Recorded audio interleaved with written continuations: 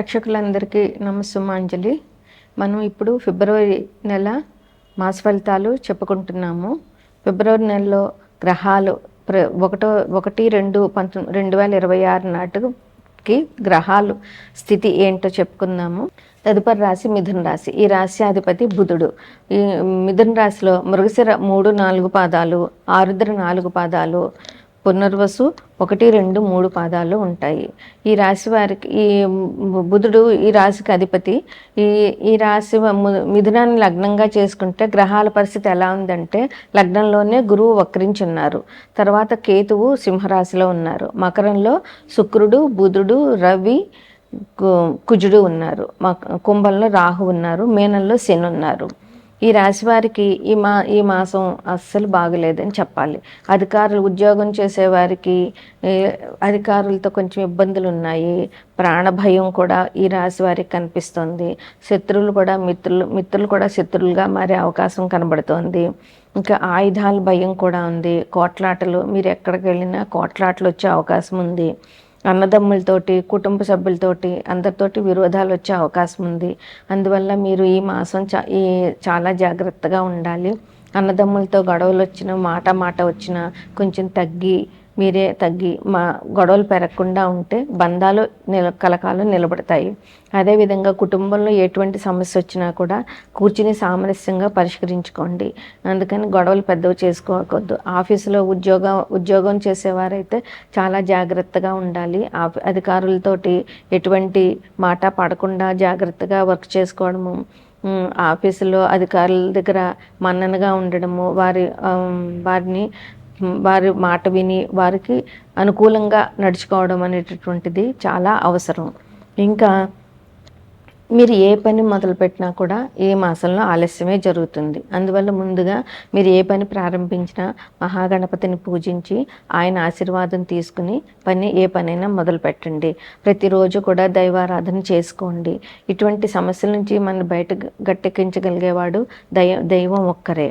అందువల్ల అలాగా చేయండి. ఇంకా మీకు కొన్ని అశుభ వార్తలు కూడా వినే అవకాశం ఈ మాసంలో కనిపిస్తుంది. అందువల్ల మీరు చాలా జాగ్రత్తగా ఉండాలి.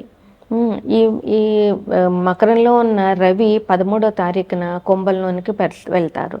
అట్లాగే మూడో తారీఖున మకరంలో ఉన్న బుధుడు కుంభంలోనికి వెళ్తారు. అట్లాగే శుక్రుడు 6వ తారీఖున మకరం నుంచి కుంభంలోనికి మారుతారు. ఇంక విద్యార్థులకు కూడా ఇప్పుడు కొంచెం కష్టకాలం అనే చెప్పాలి. చాలా శ్రమ పడాలి. మీరు నిర్లక్ష్యం చేసినట్లయితే ఎగ్జామ్స్ రాయలేకపోతారు. అందువల్ల చాలా జాగ్రత్తగా శ్రద్ధగా చదవడం అనేటటువంటిది చాలా అవసరం. ఇది ఇంకా ఎగ్జామ్స్ ముందు టైం కనుక, అందులో ఫిబ్రవరిలో ఇంటర్మీడియట్ వాళ్ళ ఎగ్జామ్స్ మొదలవుతున్నాయి అనుకుంటున్నాను. అందుకని విద్యార్థులు చాలా జాగ్రత్తగా చాలా కష్టపడి చదవాల్సి వస్తుంది. ఉద్యోగస్తులకు కూడా చాలా కష్టకాలం అనే చెప్పాలి. ఒక రకంగా ఈ రాశి వారికి ఈ మాసం కొంచెం ఇబ్బందికరమైన పరిస్థితులు కనబడుతున్నాయి. ఈ నెల 15వ తారీఖున మహాశివరాత్రి. ఆ రోజు శివుని పూజించడము, శివుడికి అభిషేకాలు చేయించడము, శివాలయ దర్శనం చేయడము, శక్తి ఉంటే ఉపవాసం ఉండడము, జాగరణ చేయడం వల్ల మీకు ఉండే సమస్యలు కొంచెం తగ్గి మీకు మంచి జరిగే అవకాశాలు కనిపిస్తున్నాయి. మేషరాశి వారికి 12వ ఇంట్లో శని ఉండడం వల్ల ఇబ్బందులు అనేటటువంటివి జరిగే అవకాశం ఉంటుంది. ఎందుకంటే శని మేషరాశి వారికి ఇది కూడా జరుగుతుంది, ఏలినాటి శని కూడా జరుగుతుంది కనుక. అలాగే కుజుడు, మేషరాశికి అధిపతి కుజుడే అయినా కుజుడు 4వ దృష్టి కూడా మేషరాశి మీద ఉంది. వీరికి ముఖ్యంగా శనికి సంబంధించినటువంటి పరిహారాలు చేసుకోవడం వల్ల ఇబ్బందులు అనేటువంటివి తగ్గుతాయి. అందువల్ల శివాభిషేకాలు చేయడము, శనికి సంబంధించిన హనుమాన్ చాలీసా పారాయణ చేయడము, హనుమాన్ టెంపుల్కి వెళ్ళడము అనేటటువంటివి ఈ రాశి వారికి మంచి పరిహారాలుగా చెప్పవచ్చు. ఇక శివరాత్రి రోజున తప్పకుండా శివాభిషేకం చేయడం వల్ల వీరికి శని నుంచి వచ్చేటటువంటి ఇబ్బందులు తగ్గుతాయి. తర్వాత వృషభ రాశి వారికి శని 3వ దృష్టి, శని మీనంలోంచి వృషభ రాశిని 3వ దృష్టితో చూస్తున్నారు. అందువల్ల ఈ దృష్టి నుంచి తప్పించుకోవాలి అని అంటే శివాభిషేకం తప్పకుండా చేయాలి. వృషభ రాశికి అధిపతి శుక్రుడు కనుక అమ్మవారిని అయ్యవారిని ప్రార్థించడం వల్ల, వారి పూజలు చేయడం వల్ల వీరికి చాలా మంచి జరుగుతుంది. ఇంకా మిథున రాశిలోనే గురువు ఉన్నారు, ఆయన వక్రించున్నారు. అయినా కూడా మిథున రాశి వారికి అధిపతి బుధుడు కనుక విష్ణాలయాలు సందర్శించడము, విష్ణు సహస్రనామ సహస్రనామం పారాయణ చేయడము, అదేవిధంగా దత్తాత్రేయుడిది కానీ సాయిబాబాది కానీ లేదా రాఘవేంద్ర స్వామి ఆరాధన చేయడం వల్ల వీరికి మంచి ఫలితాలు జరుగుతాయి. తదుపరి కర్కాటక రాశి. కర్కాటక రాశికి అధిపతి చంద్రుడు. చంద్రుడు అంటే అమ్మవారి పూజ చేయడం చాలా అవసరం వీరికి. ఇంకా ఇక్కడ ఎట్లా వచ్చిందంటే ఇప్పుడు కుజుడు, రవి, శుక్రుడు, బుధుడు అందరూ సప్తమ దృష్టితో కర్కాటక రాశిని చూస్తున్నారు.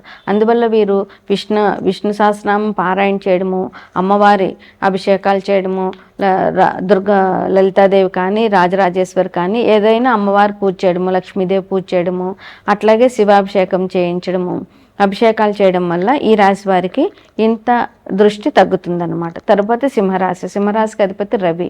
రవి అనుకూలంగా ఉండాలి అని అంటే విష్ణుని పూజించాలి. ఇంకా సింహరాశికి రాహు 7వ దృష్టి ఉంది, కుజుడు 8వ దృష్టి ఉంది. అందువల్ల కుజుడు దృష్టిని తప్పించుకోవాలంటే సుబ్రహ్మణ్యేశ్వర స్వామి ఆరాధన చేయాలి. రాహు దృష్టి నుంచి తప్పించుకోవాలంటే రాహుకేతువులు పూజ చేయడము, మంగళవారం నాడు దుర్గాదేవి ఆలయంలో రాహు దీపాలు పెట్టడము, ఆదివారం కూడా రాహు దీపాలు పెట్టుకోవడము, అట్లాగే అమ్మవారి ఆరాధన, దుర్గాదేవి ఆరాధన చాలా మంచి జరుగుతుంది అన్నమాట. సింహరాశి.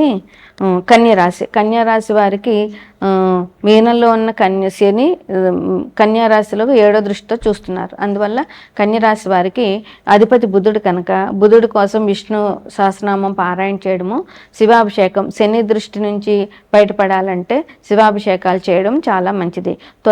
తరువాతి తులారాశి. తులారాశికి గురుడు పంచమ దృష్టితో చూస్తున్నాడు. అందువల్ల గురు దృష్టి ఉంది కనుక ఈ రాశి వారికి ఇబ్బందులు తక్కువే ఉంటాయి. అయినా సరే వీరు అమ్మవారి ఆరాధన చేయడము, ఎందుకంటే అధిపతి శుక్రుడు కనుక అమ్మవారి ఆరాధన చేయడము, గురువుకి సంబంధించినటువంటి అంటే దక్షిణామూర్తిని కానీ రాఘవేంద్ర స్వామిని కానీ లేదా సాయిబాబాని కానీ పూజించడము. వృశ్చిక రాశికి అధిపతి కుజుడు. వృశ్చిక రాశి వాళ్ళు కుజుడికి సంబంధించినటువంటి సుబ్రహ్మణ్యేశ్వర స్వామి ఆరాధన చేయడం వల్ల చాలా మంచి జరుగుతుంది. తదుపరి ధనుసు రాశి. ధనుసు రాశికి అధిపతి గురువు సప్తమ దృష్టి ధనుసు రాశి మీద ఉంది. అందువల్ల వీళ్ళు గురువుకు సంబంధించిన ఆరాధన, దత్తాత్రేయుడు ఆరాధన లేదా దత్తాత్రేయుడు ఆరాధన చేయడము లేదా దక్షిణామూర్తి ఆరాధన చేయడము, సాయిబాబా రాఘవేంద్ర స్వామి ఆరాధనలు, గురువుల్ని పెద్దల్ని పూజించడం వల్ల చాలా మంచి జరుగుతుంది. ఇక తదుపరి మకర కుంభరాశులు. ఈ రెండింటికి శని అధిపతి. ఈ రాశిలోనే పాపగ్రహాలు ఎక్కువగా ఉన్నాయి కనుక వీరికి చెప్పదగ్గ సూచన ఏంటంటే శివాభిషేకం తప్పకుండా చేయాలి. ఈ 2 రాశుల వారికి శివాభిషేకం చేసినట్లయితే చాలా మంచి జరుగుతుంది. వారికి ఉన్న ఇబ్బందులన్నీ కూడా శివాభిషేకం వల్ల తగ్గుతాయి. తదుపరి మీనరాశి. మీనరాశికి అధిపతి గురువు. మీనరాశిలోనే శని భగవానుడు ఉన్నాడు. అందువల్ల వీళ్ళు శివాభిషేకం చేయడము, శని భగవాన్ నుంచి ఏళ్ళనాటి శని నుంచి తప్పించుకోవాలంటే శివాభిషేకం చేయడము, గురువు యొక్క ఆరాధన చేయడము ఈ రాశి వారికి చెప్పదగినటువంటి పరిహారాలు.